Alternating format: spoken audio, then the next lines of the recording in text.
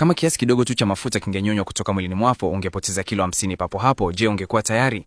Mwanamke huyu alikuwa zimwi la kufyonza mafuta. Liposuction Monster alijifanya mtaalamu wa kupunguza uzito, akiishi kwa kuvuna mafuta kutoka kwa wateja wake. Siku moja, mkosoaji wa vyakula alikuwa ameketi kwenye gari lake akifurahia baga kubwa na kusherehekea ushindi wake wa hivi karibuni. Alikuwa ametoka tu kushinda nafasi ya kwanza katika shindano la walaji. Lakini ghafla kivuli kilitokea. Maumivu makali yalimchoma mgongoni. Kabla mkosoaji huyu hajapata muda wa kupiga kelele, mwili wake wote ulianza kusinyaa, ukikunjamana kwa kasi kama puto linalotoa upepo. Ndani ya sekunde chache aligeuka kuwa maiti iliyokauka kama chembe, mami.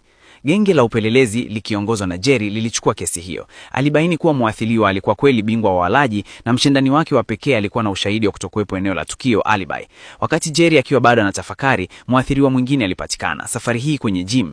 Chanzo cha kifo kilikuwa kile kile kama mara ya kwanza. Alama ya duara mgongoni na kila tone la mafuta mwilini lilikuwa limetoweka. Cha ajabu zaidi, kocha wa kike wa gym hiyo pia alikuwa na kovu lile lile la duara, lakini yeye alikuwa bado hai. Baada ya uchunguzi, Jerry aligundua kuwa miezi 2 iliyopita, kocha huyo alihudhuria mafunzo ya kupunguza uzito kwenye milima ya ndani kabisa.